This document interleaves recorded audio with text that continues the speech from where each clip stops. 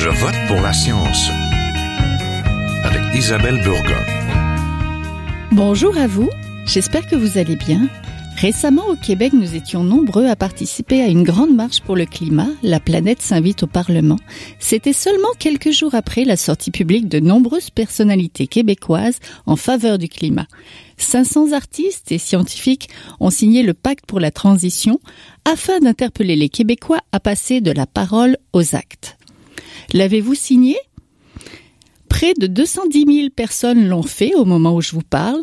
Ce pacte souhaite aussi interpeller les politiciens et les gestionnaires à poser des actions concrètes en faveur de l'environnement pour limiter les émissions des gaz à effet de serre. Cette pression populaire pourrait inciter le nouveau gouvernement de François Legault à s'engager pour la planète et à revoir ses politiques de transport. On pense bien sûr au troisième lien. Et la recherche de nouvelles sources d'énergie pour que celles renouvelables prennent le pas sur les plus polluantes. Les élus municipaux d'une centaine de villes québécoises ont eux aussi signé des déclarations en faveur de la lutte au changement climatique. Après Saint-Bruno de Montarville, la communauté métropolitaine de Montréal et bien d'autres, la ville de Longueuil a adopté récemment une déclaration citoyenne universelle d'urgence climatique. Ces déclarations affirment toutes que c'est le temps de passer à l'action pour les individus et les gouvernements. En matière de climat, les changements devront être majeurs si l'on veut que le réchauffement planétaire ne dépasse pas 1,5 degré d'ici 30 ans. Mais il faudra aussi que les investissements financiers plus conséquents soient là. Rapporté un récent rapport de 400 pages du groupe intergouvernemental sur l'évolution du climat, le GIEC.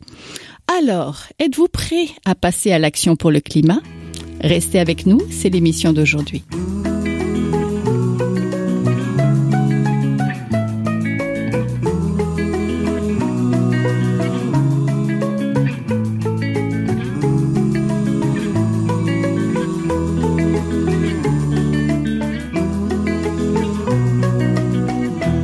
Parler du pacte de transition et de ce que peuvent faire les municipalités, les politiciens et les citoyens pour le climat, je suis en compagnie de Catherine Potvin, écologiste forestière spécialiste des changements environnementaux mondiaux, tels que les changements climatiques et la perte de biodiversité, professeure au département de biologie de l'Université McGill et l'une des instigatrices du pacte de transition. Bonjour. Bonjour. Je suis aussi en compagnie de Xavier Léger, conseiller municipal et chef de l'opposition de la ville de Longueuil, président de la Commission des finances et des ressources humaines et président de la Commission des loisirs, sport, culture, patrimoine et vie communautaire de la ville de Longueuil et aussi vice-président de la Commission des jeunes élus de l'Union des municipalités du Québec. Bonjour. Bonjour, vous avez pris un bon respire. C'est ça. Donc, peut-être commençons par vous, professeur Potvin. La dernière fois que nous nous sommes parlé, c'était lors du lancement de l'initiative Dialogue pour un Canada vert, le réseau de scientifiques qui avait pour mission, entre autres choses, de responsabiliser les décideurs et les citoyens en matière d'environnement et de climat. J'aimerais savoir ce qui a changé depuis. Beaucoup quand même. Cette initiative-là, on l'avait lancée en 2014 parce que notre constat comme chercheur universitaire travaillant sur les changements climatiques, c'était que personne n'en parlait. On faisait face à ce moment-là à l'élection fédérale où M. Trudeau a été élu, mais généralement, on venait de passer aussi une élection au Québec. Et les enjeux de changement climatique, c'était absolument pas un discours dans l'opinion publique.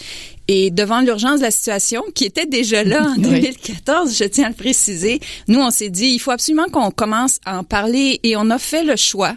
Et je réaffirme tous les jours ce choix-là. On a fait le choix de parler des solutions pour ne pas décourager les gens, mais plutôt rappeler que c'est un avenir qu'on a dans nos mains et c'est nous qui sommes maîtres de cet avenir-là. Et on continue avec le pacte où cette fois-ci, on essaie de créer au Québec un mouvement citoyen qui appuiera les décideurs politiques en leur disant, mais derrière vous, il y a beaucoup de Québécoises et de Québécois, donc n'ayez pas peur. On a besoin de travailler ensemble. Oui, ce pacte de transition se veut très concret, très rassembleur aussi. Pourquoi c'était important d'aller mobiliser des artistes à côté des scientifiques?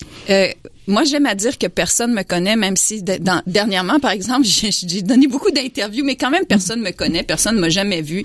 Catherine Potvin, ça dit rien à personne, mais par contre, Véronique Cloutier, Louis Morissette, qui sont été les pauvres très critiqués, et moi, je salue leur courage. Dominique Champagne, Yvon Deschamps, c'est des gens qui sont connus, c'est des modèles aussi. Ils ont un auditoire, mais ils ont quelque chose d'autre. En plus, ils ont le cœur.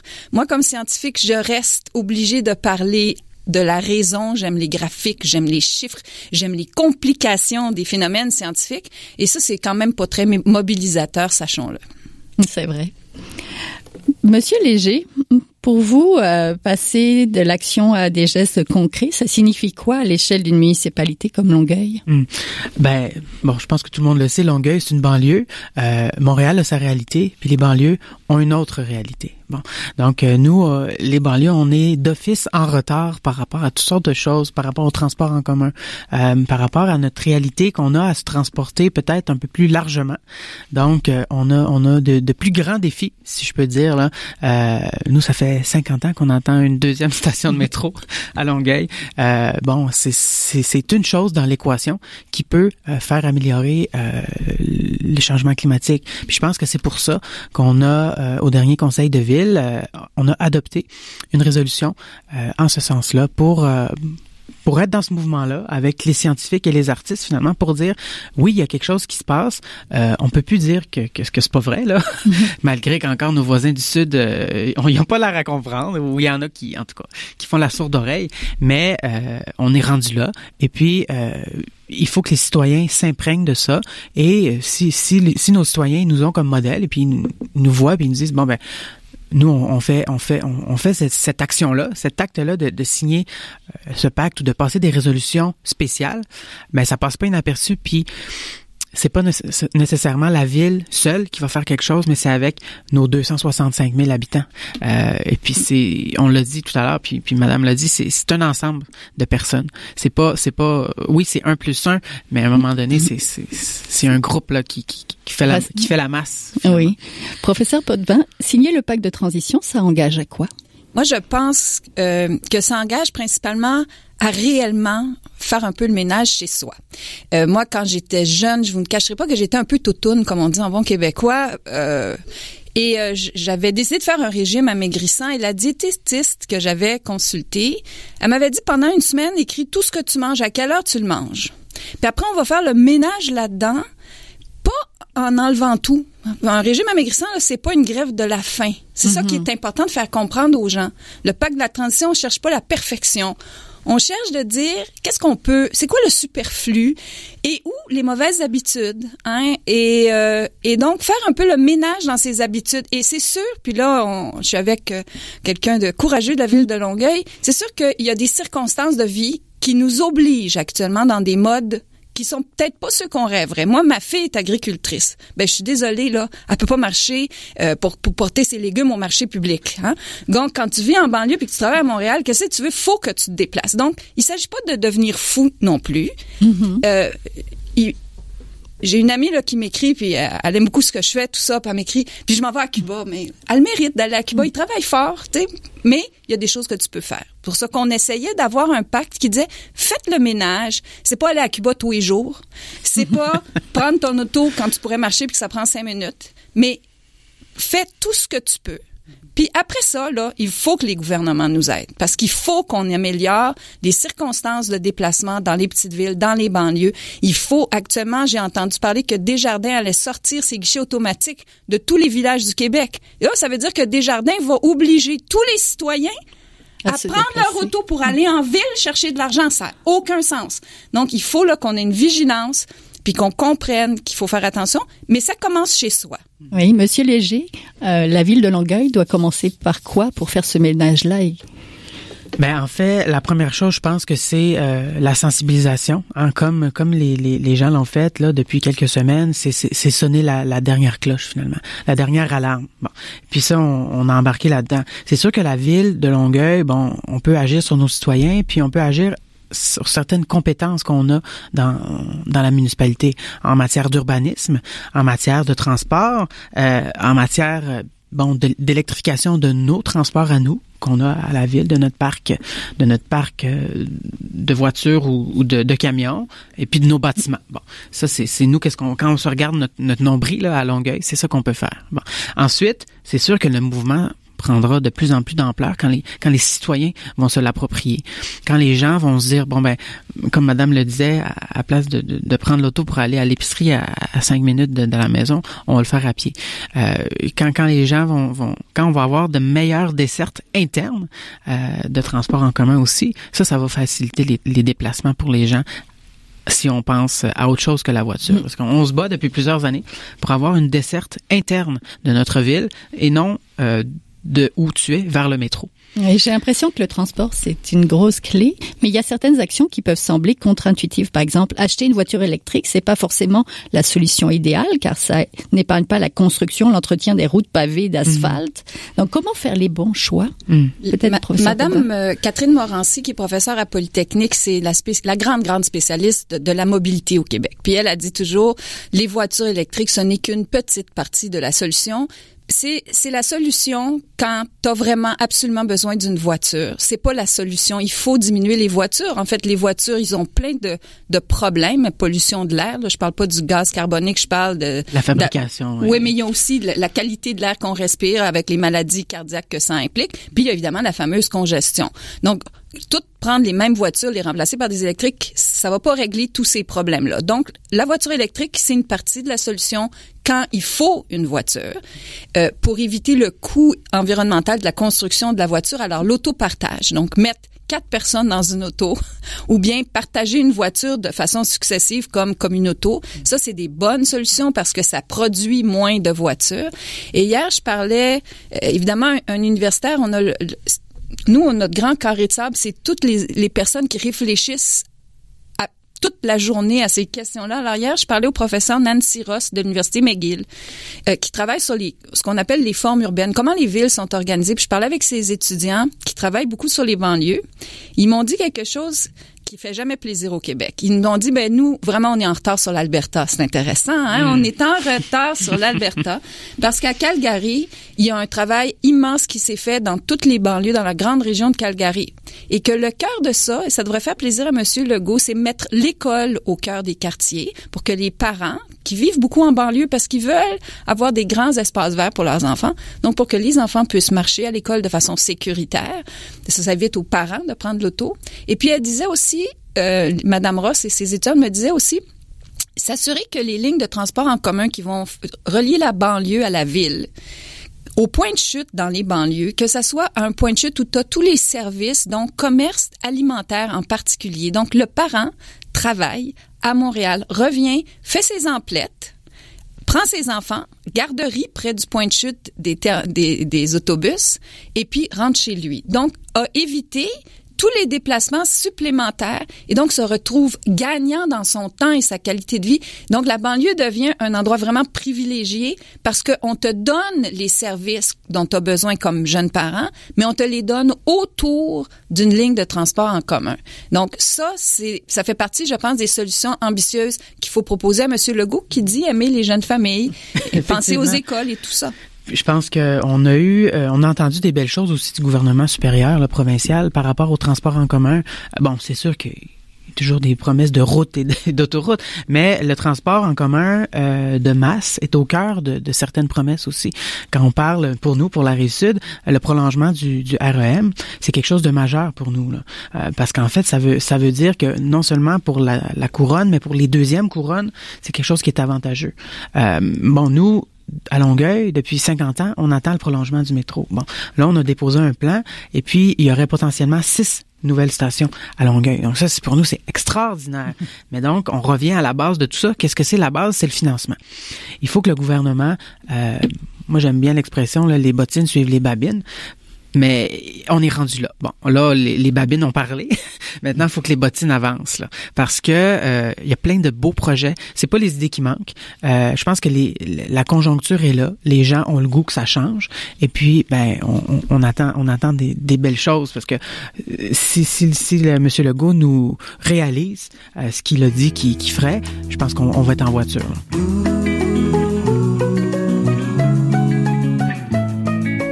Vous êtes toujours à Je vote pour la science, là où la science rencontre la politique, une émission produite par l'agence Science Presse. Vous pouvez visiter son site internet au sciencepresse.qc.ca. Monsieur Léger, Vous êtes celui qui a amené la motion au Conseil de la Ville de Longueuil le 13 novembre dernier, la Déclaration citoyenne universelle d'urgence climatique qui a été adoptée. Pourquoi l'avez-vous fait concrètement à ce moment-là? En fait, on avait vu que ce mouvement-là grandissait. Puis bon, le Conseil de ville est arrivé quelques jours là, après le fameux mouvement là, qui a pris de l'ampleur.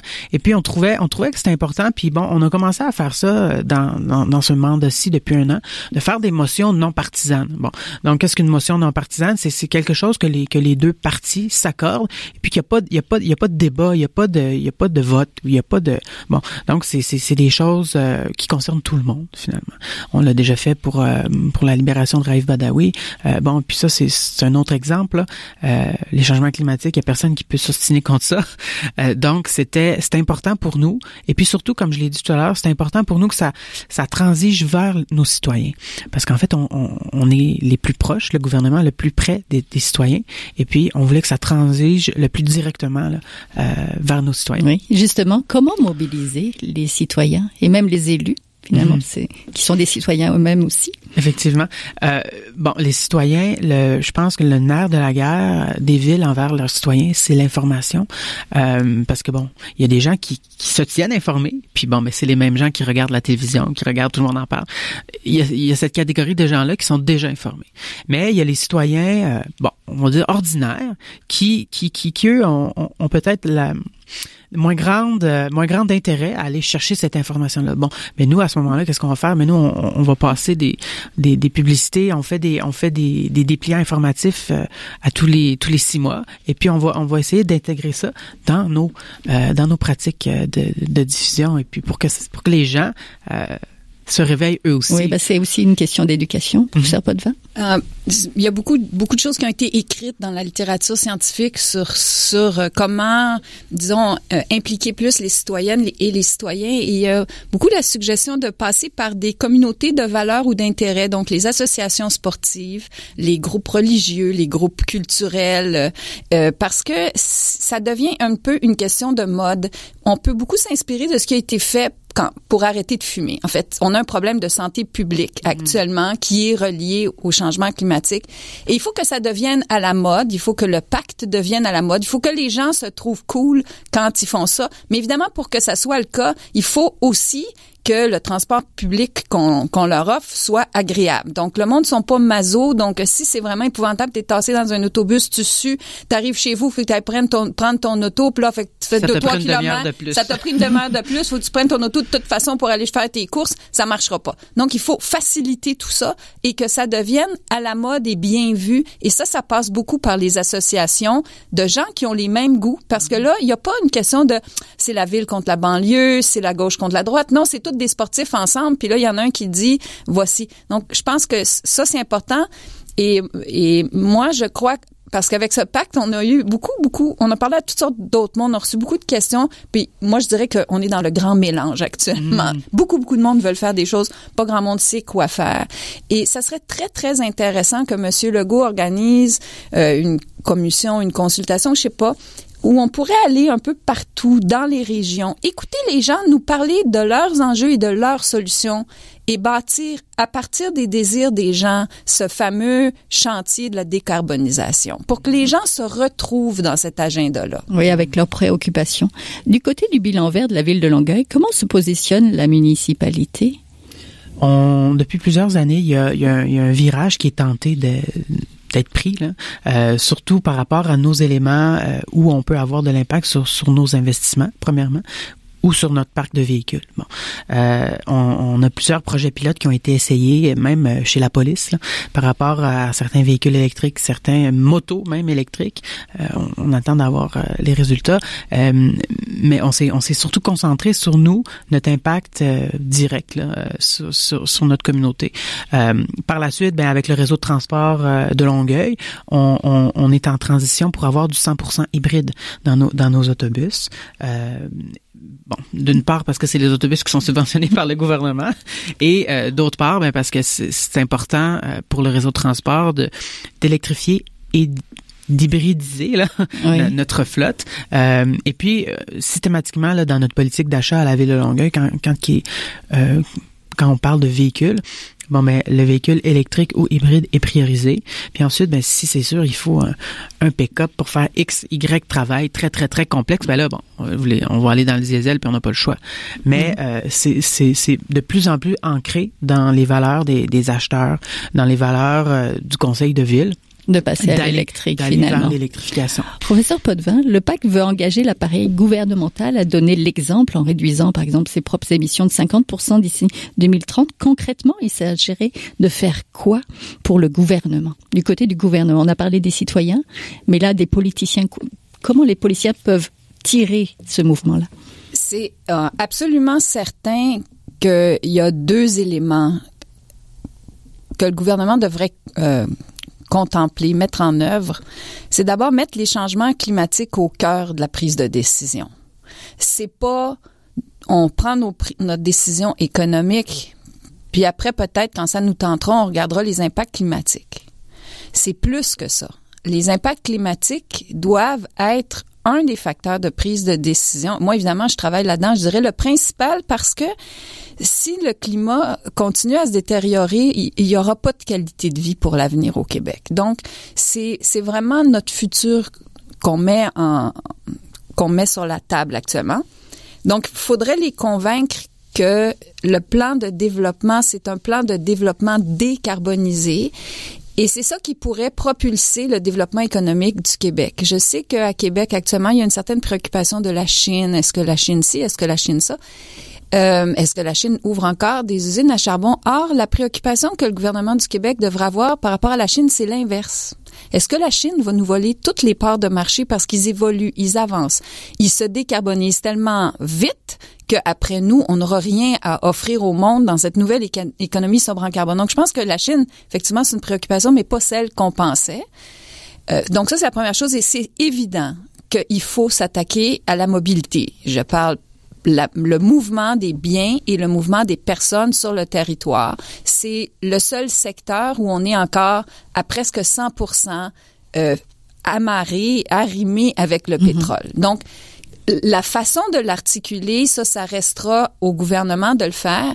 Et moi, j'aime beaucoup répéter que au Québec, on a fait des grandes choses sous M. Lesage, entre autres, M. Bourassa, là, puis là, je prends pas parti pour un parti politique quelconque. C'est juste que ces gens-là ont eu une vision face à la production d'hydroélectricité qui font que maintenant, le Québec, on est doté mieux que presque tous les pays au monde, sauf la Norvège. Donc, nous, on est en bon québécois mort de rire, tellement on pourrait devenir les leaders mondiaux. Et j'aimerais que M. Legault et son équipe comprennent ça, comprennent que c'est pas contre l'économie, que c'est pour l'économie de l'avenir. Ben, je vous remercie beaucoup. Donc, on était en compagnie de Catherine Potvin, écologiste forestière, spécialiste des changements environnementaux et des changements climatiques, donc qui est professeure au département de biologie de l'Université McGill et une des personnes qui a parti ce pacte de transition que j'espère vous allez signer ou que vous avez signé, et de Xavier Léger, conseiller municipal et chef de l'opposition de la ville de Longueuil, qui a justement poussé la ville de Longueuil à s'engager pour le climat. Bravo. Merci. Merci à vous. Merci à vous.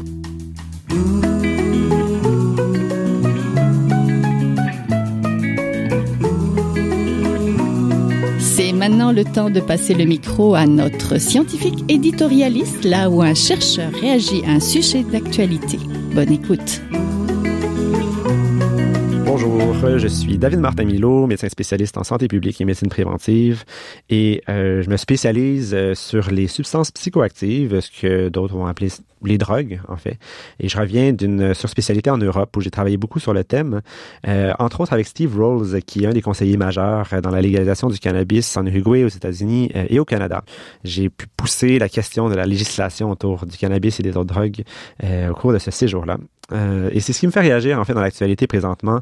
La légalisation du cannabis, c'est constamment dans les médias. Il y a plusieurs annonces du gouvernement québécois sur le modèle qui va encadrer le cannabis. Parfois, il y a aussi certaines envolées un peu sensationnalistes autour de certains enjeux du cannabis.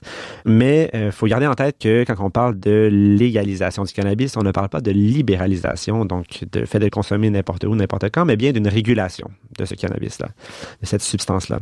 Et pourquoi c'est important d'en parler ici dans notre contexte québécois? Bon, bien que la production du cannabis relève du fédéral, la plupart des enjeux liés à la légalisation du cannabis relèvent du gouvernement provincial. On peut penser entre autres à la distribution de cette substance, on peut parler d'éducation réglementation, de fiscalité, de sécurité dans les lieux de travail, de respect de la réglementation, des liens avec les municipalités, ou encore de conduite à des facultés affaiblies. Et c'est vraiment en ayant en tête ces enjeux-là qu'on va pouvoir mieux respecter les objectifs de santé publique autour de la légalisation du cannabis, qui sont, entre autres, de protéger les jeunes, d'offrir un produit sécuritaire aux adultes, puis de diminuer la criminalité qui est liée au trafic de la substance. Et tout ça sans toutefois stigmatiser les usagers ou démoniser la substance pour autant. Donc, mon opinion sur le sujet, c'est que pour le cannabis, il faut vraiment assurer un accès aux produits avec des régulations qui sont strictes, mais qui restent réalistes et adaptées au contexte. Et il faut aussi vraiment prendre le temps d'évaluer notre modèle, parce que je peux vous dire, de par mon expérience en Europe, que beaucoup de pays ont les yeux rivés sur ce qui va se passer au Canada et au Québec, entre autres, parce qu'ils sont en train de s'interroger sur leur modèle de législation du cannabis, parce qu'ils se rendent compte que ce qui est en place, les mesures répressives, ne fonctionnent pas vraiment. Donc, vraiment, d'avoir des indicateurs qui vont pouvoir être suivis par des décideurs ailleurs dans le monde va être très important. Puis j'espère sincèrement que la question de la légalisation du cannabis va davantage être discutée par nos décideurs, puis on va pouvoir s'assurer qu'ils ont une compréhension approfondie des enjeux de cette politique de légalisation du cannabis-là. Je crois aussi que, en fait, cette légalisation du cannabis va nous permettre d'ouvrir le débat sur une législation qui est davantage, qui est plus réaliste autour des autres drogues. Et je parle des drogues licites comme l'alcool ou le tabac, mais aussi des drogues illicites, des substances illicites, pardon, comme l'héroïne, la cocaïne, les drogues en milieu festif comme l'ecstasy ou les nouvelles drogues de synthèse qui sont facilement accessibles sur Internet. Mais je suis persuadé qu'une meilleure régulation de l'ensemble des drogues est possible et est nécessaire dans notre contexte actuel. On pourrait avoir une approche particulière, par exemple, pour chaque drogue, selon son degré de dangerosité, puis selon d'autres caractéristiques.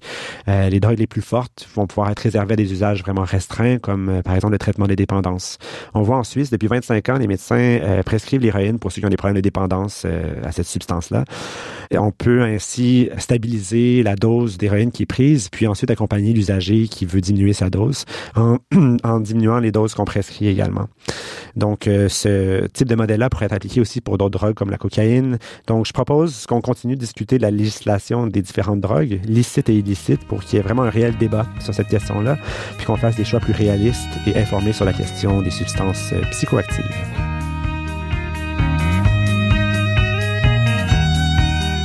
C'est tout pour cette semaine. Je vote pour la science est une production de l'agence Science Presse avec Radio VM, à la régie Daniel Fortin, à la recherche et à la réalisation de l'émission et au micro Isabelle Burguin. Si vous voulez réécouter cette émission, restez à l'écoute de Radio VM.